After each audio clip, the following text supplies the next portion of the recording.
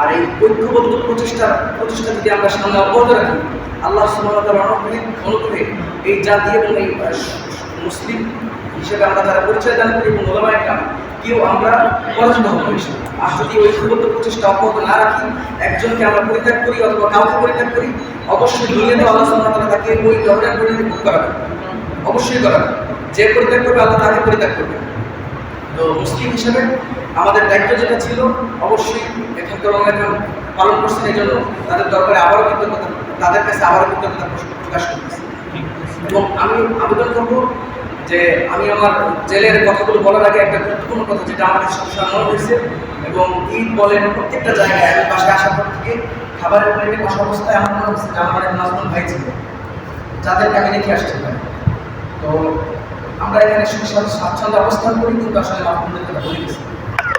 জুলুমের যে অবস্থা, যদি আমরা কেউ জানতাম যে ওখানে গেছে, সেই শুধুমাত্র একমাত্র বলতে পারবে এবং বুঝতে পারবে, বলে ভাষায় প্রকাশ করে জুলুম এবং নাজমুদের অবস্থা আমরা বুঝিয়ে দিতে পারবো।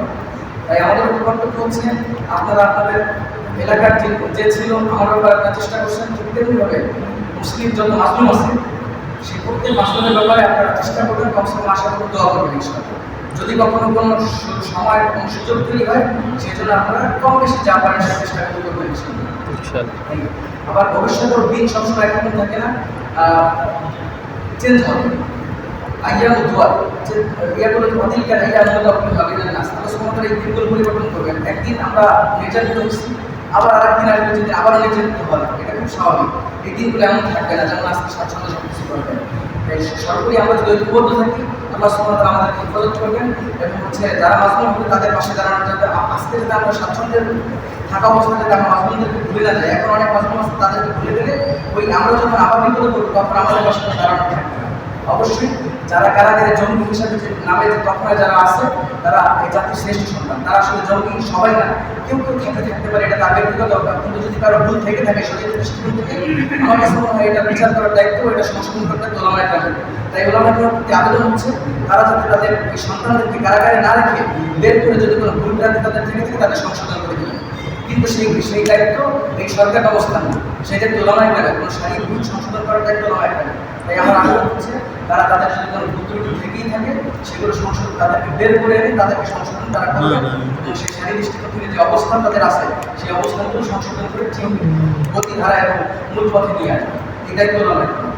আর যদি এটা না করা হয়, তাহলে তারা যদি ইসলামের নামে নির্যাতিত হচ্ছে, তাই হচ্ছে আমরা একদিন পরিত্যাগ করবো। অবশ্যই আল্লাহ আমাদেরকে ওরকম একা ফেলে রাখবেন, আমাদেরকে দেখার মধ্যে থাকবে।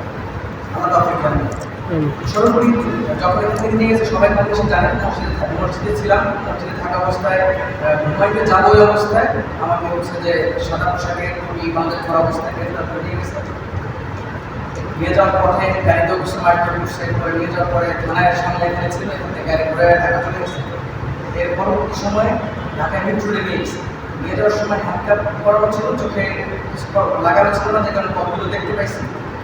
তাই বুঝতে পারছি যে এটা হচ্ছে ডিটেকটিভ ব্রাঞ্চ ছিল, এটা লেখা।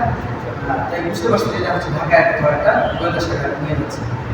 তো যাওয়ার পরে তারা বিভিন্ন ইস্যু নিয়ে, প্রথমত যে ইস্যুগুলো ছিল, যে ইস্যুটা আমরা গ্রেফতার করছি, সেই ইস্যুটা আসলে পরিষ্কার দেওয়া দরকার। কারণ হচ্ছে অনেকেই জানেন যে এখানে একটা স্থানের উপরে হামলা হয়েছিল, সেই মামলাটা আমার পরবর্তী 3.5 মাস পর, 4 মাস পর হচ্ছে সেই মামলাটা আমাকে সঙ্গে রাখতে হবে। কিন্তু মূল বিষয় হচ্ছে, আমি প্রথমত ছাত্রলীগের কাজ করতাম, ওসামা ভাই জানেন, আবার মাদ্রাসায় যারা ছিল তারা আমাদের ভাই যারা আছেন তারা জানেন। তো ছাত্রলীগের সাথে থাকার সময় আহ্বায়ক কমিটিতে প্রধান ছিলাম, এবং পরবর্তীতে যখন মূল কমিটিতে হয়, মূল কমিটিতে সহসভাপতি ছিলাম। ছাত্র অবস্থায় রাজনীতি বিষয়, তাই রাজনীতি বিষয় থাকার কারণে আমাদের এই কাজগুলো মোটামুটি কম জানাশোনা ছিল। মাদ্রাসায় যারা ছিল, আমাদের অ্যাক্টিভিটিস থেকে তারা অনুমান করতে পারত, কিন্তু পদ পদবী কার্যক্রম এগুলো তারা পরিপূর্ণভাবে জানতে পারত। যারা আমার সাথে ছিল তারা পরিপূর্ণ, ছাত্র সবাই জানতো, কম বেশি কিছু না কিছু আমরা ছাত্র কাজ করি, এগুলো সবাই জানতো। তো সেই ইস্যুটাই ছিল মাদারীপুরের খেলাফত মজলিসের কোনো শাখা বা কোনো কিছু ছিল না। আমি এবং আমার বন্ধু কাছে মাওলানা রাশিদুল ইসলাম, আমরা মিলে মূলত যে কাজগুলো করছি আল্লাহর ইচ্ছায়, সর্বোচ্চ মাওলানার উপর, যে এরপরে মাদারীপুরের ছাত্র মজলিস এবং খেলাফত পরিচিতি লাভ করে। যখন 13 সালে আমরা এই কাজগুলো করি, তখন মামুন হাসান হুজুরও জাতীয়ভাবে সেভাবে পরিচিত না, কম পরিচিত ছিল। 13 সালে 14 সালে এর পরেই হুজুর পরিচিতি লাভ করছে বড় সড়ো। সেই সময় আমরা কাজ করছি, আমরা থেকে 16 পর্যন্ত, গ্রেফতার হওয়ার পর্যন্ত আমরা সংগঠনের কাজ করছি। আমাদের লেখা ছিল আল্লাহ তাআলা করে এখন শুনলাম আসার পরে যে সংগ্রহ অনেক বড় হয়েছে, জানি না কি আমি ভালোভাবে যতটুকু শুনলাম। তো সেই কাজগুলো ছিল আমাদেরই প্রথম। আর এই কাজের ফলেই মূলত প্রথম গোয়েন্দা সংস্থার নজর আমার উপর পড়ে, কারণ মোহাম্মদ হোসেনের যত মাহফিল ছিলেন পর্দারে পরে সবগুলোতে আমি সামনে থেকে এবং যে আমরা স্কোর দিয়ে দিয়ে মাহফিল নিয়ে যেতাম, খুব কম মাহফিল আসতাম এবং সেই প্রত্যেকটা মাহফিল আমি থাকতাম ফরিদপুর এবং মানে পর্দারে পরে যেগুলো ছিল ফরিদপুর মাথায় উপরে আসতাম না, ফরিদপুরে বেশি আসতাম, সেগুলো তো ছিলাম শিবচরে কয়েকবার আসতাম, সেগুলোকে স্কোর দিয়ে দিয়ে আমরা নিয়ে যেতাম। বিভিন্ন কার্যক্রমে হুজুরের মাহফিলের স্লোগান যা কিছু সহযোগিতা সংগ্রামের কার্যক্রম পক্ষ থেকে সেগুলো আমি করতাম এবং আমার যে বন্ধু ছিল ওরা করতাম। গোয়েন্দা সংস্থার নজর একটা থেকেই ছিল, পরবর্তী আমি লেখালেখি করতাম, আমি তো কিছু বুঝতাম না, পরবর্তী বুঝতে ক্রিকেট করার পরে লেখালেখি করতাম বুঝতে, সেই লেখালেখি ইস্যু থেকেই মূলত তারা আমাকে ওই মুহূর্তে গ্রেফতার করে এবং পরবর্তীতে সেই সংগঠন কেন্দ্রিক বিভিন্ন অবস্থা থাকার কারণে তারা মূলত আমাকে এমন একটা মামলা দেওয়ার চেষ্টা করে যে মামলাটাতে আমি বের হতে পারবো না এবং মোটামুটি আমি মানে শেষ হয়ে যাবো, মানে দুনিয়া কিছু জেনারেল শেষ করবো। তো তারা সেই চেষ্টাটাই তারা করছে এবং তারা সেই চেষ্টার ফলে যখনই কাউকে গ্রেফতার করে তারা অস্ত্র বিস্ফোরণ করতে অনেক মামলা দিবে এবং তারা রিকভারি দেখে, কিন্তু আমার ক্ষেত্রে সেগুলো কিছুই দেয় না। তারা শুধু আমার ক্ষেত্রে এই মামলাটা দিচ্ছে, যাতে করে হচ্ছে এই মামলাটা অবস্থান যে মামলাটা দিলে আসলে আর মূলত আর কিছু প্রয়োজন হবে, তারা সেই কাজটাই করছে। তো সরকারি বিষয় হচ্ছে যে এই কাজগুলো করার ফলে যতদিন আল্লাহ ইচ্ছে সরকারি, এরপরেও আমার কোনো অভিযোগ নেই, কারণ আল্লাহ সুবহানাহু ওয়া তাআলা দিনের নামে কোরবানি করার কাউকে দিচ্ছেন। আল্লাহ এটা আমার জন্য বড় অনুভূতি। কারাগারের জীবনগুলো নির্যাতন নিপীড়নের মধ্যে ছিল, কিন্তু কিতাব মুতালা এবং ইবাদত বন্দিগির মধ্যে এবং দিন ইমান শেখার মধ্যে কাটাইছি। আলহামদুলিল্লাহ আল্লাহ তৌফিক দিয়েছেন, যে কোনো আল্লাহ দরবারে লাখ শুকরিয়া। কারণ বাইরে থাকা অবস্থায় আমি জানি না এতটুকু মানে ইলমের সাথে সম্পৃক্ত থাকতে পারতাম কিনা জানি না, হয়তো বা শেষ হয়ে যেতে পড়ালেখা, হয়তো বা মানুষের ক্ষেত্রে থাকতাম, কিন্তু দিন সম্পর্কে যে অনুভূতি আল্লাহ সুবহানাহু ওয়া তাআলার সাথে সম্পর্ক সেগুলো কারাগার ছাড়া আসলে কখনোই সম্ভবপর ছিল না। এটা হয়েছে আলহামদুলিল্লাহ।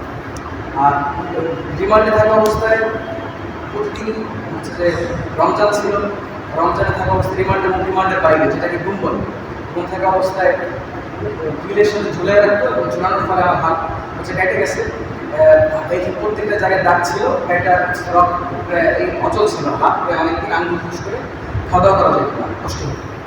আর আসলে নিজেদের এই বিষয়গুলো বলতে তেমন ইচ্ছা না, কারণ এই বিনিময় যাতে নষ্ট না হয়, সেই বিনিময় যাতে নষ্ট না হয়, বিনিময় যাতে আল্লাহ সুবহানাহু ওয়া তাআলা দান করে, এই জন্য বলতে ইচ্ছা হয় না, কিন্তু তারপরে যদি আপনাদের শোনার খুব ইচ্ছে, তাই আমি টুকটাক কথা বলতে চাই, বলতেছি। এরকম নির্যাতন ছিল, নির্যাতনের এক পর্যায়ে রিটার্নার ছিল, ইত্যাদি সবগুলো ছিল। নির্যাতনের ফলে যেটা হচ্ছে আমার হচ্ছে কোমরের গোস্ত পচে গেছে, অপারেশন করে গোস্তগুলো ফেলে দেওয়া হয়েছে। 3 মাস 3.5 মাসের মতো হচ্ছে যে রক্ত খরচ হয়েছে, আমার পা থেকে সবসময় রক্ত কোমর থেকে এখানে, এবং মোটামুটি মানে একটু বসতে পারতাম না, উপরে শুয়ে থাকা লাগতো এবং ওই সময় মাসে মাসে আমার শরীরে বেশিরভাগ যারাই গেছে চিকিৎসা যেটা করে আসলে সেটা নাম চিকিৎসা, সেই চিকিৎসাটা আসলে আসল কোনো চিকিৎসা।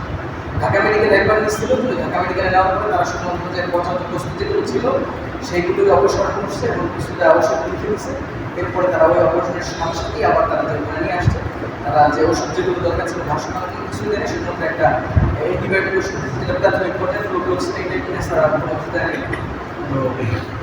সময় লাগছে অনেক, সরকারি রক্তক্ষরণ ছিল, যারা যারা দেখছে তাদের ভাষা ছিল আমি বাঁচবো এটা তারা কল্পনা করে নেই, আর কি তাদের ভাষা ছিল আল্লাহর ইচ্ছা যে আল্লাহ সুবহানাহু ওয়া তাআলা সুস্থ করছেন এবং মোটামুটি বলা যায় যে অনেক ভালো অবস্থা আছে। কারণ হচ্ছে যে চিকিৎসা ছাড়া এতটুকু সুস্থ হবে এটা আমি নিজের কল্পনা করি, আমি কখনো কল্পনা করিনি যে আমি সোজাভাবে দাঁড়াবো এবং সোজাভাবে হাঁটবো। আল্লাহ সুবহানাহু ওয়া তাআলা চিকিৎসা ছাড়াই এই অবস্থায় নিয়েছে। তো কিছু সমস্যা আছে, এটা কম, মানে অনেক কম, এটা অনেক কম আলহামদুলিল্লাহ।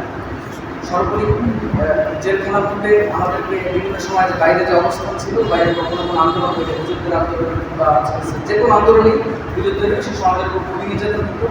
জেলখানায় খাবার দাবারগুলো খুব নিম্নমানের ছিল, যারা জেলে গেছে তারা জানে। আমরা যখন 16 সালে ছিলাম, 16 সালে থাকা অবস্থায় ভাতটা যখন খাওয়া শুরু করতাম, ভাত খাওয়ার আগে প্রায় 14-15 মিনিট লেগে যেত পোকাটা আলাদা, মানে যতক্ষণ সময় ভাত খাইতে পারে তার থেকে পোকা বাঁচতে ওই সময়। তো এমন ছিল। আর সরাসরি বিষয় আরও সরকারি যে খাবার যেগুলো আছে তারা সেগুলো তেমন খাওয়া যায় না, কিন্তু যেহেতু আল্লাহ সুবহানাহু ওয়া তাআলা তৌফিক দিচ্ছেন, তাই বাসা থেকে যে টাকা পয়সা যেগুলো দেবে সেগুলোই হচ্ছে যে পিসি থেকে কিনে, পিসি মানে হচ্ছে রিজার্ভ ক্যান্টিন থেকে কিনে খাবার দাবার ব্যবস্থা ছিল, মোটামুটি খাবার দাবার চলছে। এবং মাদারীপুর এবং ঢাকায় একটি কষ্ট হয়েছে, কিন্তু কাশীপুরে যখন ছিল তখন খাবার দাবারের স্বচ্ছন্দ ছিল, আমরা খাবার দাবারের দিক থেকে মানে সমস্যার কোনো সৃষ্টি হয় না। বাদবাকি জেলে থাকা অবস্থায় আমাদেরকে হয়রানি করা হতো চিকেন খুব বেশি চেক করা হতো এবং বাকি শুধু আসে করতে থেকে চাপ আছে চেক করতো রুম চেঞ্জ করতো একদিনের পর এক সপ্তাহের মধ্যে এক সপ্তাহ এখানে এই রুমে এক সপ্তাহ গেল ওভাবে এই ধরনের হয়রানিগুলো যেখানে ইত্যাদি। এছাড়া জেলখানায় কিছু কিতাবাদের সুযোগ ছিল, যদিও শুধু পাবলিকের জন্য বেশি করে আমাদের জন্য তত কমন যে কিতাবাদিগুলো আছে ফাউন্ডেশন সেই কিতাবাদিগুলো ছিল ইত্যাদি। যেখানে কষ্টটা কম ছিল তুলনামূলক, কিন্তু রিমান্ড এবং বাদবাকি রিমান্ডগুলোর সময় আসলে নির্যাতন যেগুলো ছিল সেগুলো একটা মানুষের জীবন নষ্টের জন্য যথেষ্ট। যেমন আমি একদিন আমার চোখের সামনে সকালবেলা একজন মিলে কিতাবের শুরু করতে দেখছি, বিকালে তারা একদম পুরো মেরে ফেলে একদম বাইরে তারা পাঠিয়ে দিচ্ছে, এটাও হয়েছে। তো এভাবে আসলে নির্যাতনের মাত্রা অনেক কঠিন ছিল। আমরা যেখানে করতাম সেখানে থাকা অবস্থায় বাসায় চিল্লাচিল্লি কিংবা হচ্ছে মোবাইলের শব্দ এগুলো অবশ্যই একটা প্রচন্ড প্রচার করে পাশে বিভিন্ন রুমগুলোতে হয়তো আমাদেরও খুব সুন্দর ইত্যাদি। আর বাদবাকি হচ্ছে যে মানে ঘুমের ধরনটা ছিল এখন আয়না ঘরে যে জিনিসটা প্রকাশ পেয়েছে এখন, তাই প্রকাশ পাওয়া থেকে অপ্রকাশিতটা এখন অনেক বেশি। বড় জোর বলা যেতে পারে 30 থেকে 40% প্রকাশিত, বাদবাকি অপ্রকাশিত অনেক জায়গায়। কারণ হচ্ছে এখনও প্রায় 230-35 জন আনুমানিক সংখ্যাটা আমার খেয়াল নাই, এই সংখ্যার লোকজন এখনও ঘুম আছে। সেই লোকজনগুলো কোথায়? সেই লোকজনগুলো সরকার পতনের পরে তারা যেগুলো প্রসিদ্ধ হয়ে গেছে সেগুলো থেকে অপ্রসিদ্ধ জায়গাগুলো তারা স্বীকার করে গেছে। এভাবেই হচ্ছে যে গ্রুপ যে ছিল তারা এখনও আছে, অনেক লোকজন আয়নার পরে এখনও বলবৎ আছে। হঠাৎ যদি সরকার চেঞ্জ হয় সেই কাজগুলো আবার আগের মতোই চলবে, ঠিক আছে? হয়তো এখন সরকারের কারণে সেভাবে পারতেছে না আগে যেভাবে, এগুলো বিষয়। সেখানে মানুষের রাখার ধরনটা ছিল আমার কোনোভাবে দেখা নেই। আমাকে রাখছে, আমাকে ঘুমাইতে দেনে চেয়ারেই রাখছে, যে কয়েকদিন রাখছে চেয়ারে, রিমান্ডের কয়েকদিন চেয়ারে রাখছে ঘুমাইতে দেনে প্রায় 25 দিন, 26 অথবা 25 দিন হবে। ঘুমাইতে দেনে ঘুমাস ধরা সোজা করে দিল। আর বাদবাকি অনেকের অবস্থা শুনছি, এমন একজন মসজিদের কথা আমি নিজে শুনছি, সেটা হচ্ছে যে ওনাকে 6 মাস ঘুমে রাখছে, 6 মাস ঘুম করে রাখছে, 6 মাসের অবস্থা ছিল পিছনে হ্যাঙ্কার পরে রাখছে এবং চোখ বাঁধা, ওই চোখ বাঁধার উপরে একটা জাম্প এভাবে পুরো করে ফেলে রাখলো। 6 মাস থাকার পরে তাকে একটা মামলা দিয়ে জেলখানে দিচ্ছে, জেলখানে কিছুদিন থাকার পরে বছরখানেক থাকার পরে অসুস্থ মারা গেছিল।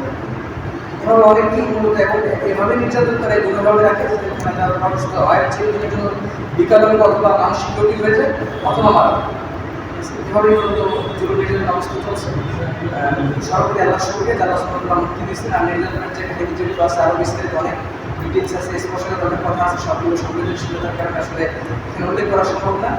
শুধুমাত্র যে মানে টুকটাক যে বিষয়ে যেগুলো আছে সেগুলো উল্লেখ করা সম্ভব, যেগুলো সেগুলো উল্লেখ করলাম। কারণ এখনও বিভিন্ন ধরনের মুক্তি এখনও পরিপূর্ণরূপে যায় নাই, তাই সব বিষয়গুলো উল্লেখ করা যাচ্ছে না। আর সরকারি আল্লাহ সুবহানাহু ওয়া তাআলা যদি খেয়াল করে তাহলে আপনাদের কোনো মামলা আছে না? জি, মামলা তো চলমান, মামলা চলমান, মামলা না, প্রশাসনিক চাপও আছে। আর আমি আমার বক্তব্য এখানে শেষ করছি। কবে কিভাবে মুক্তি পাইলেন এটা জানতে চাই। কবে কিভাবে বৃহস্পতিবার রাত 8:15 আমাকে ছাড়ছে। এই মাসে গত মাসের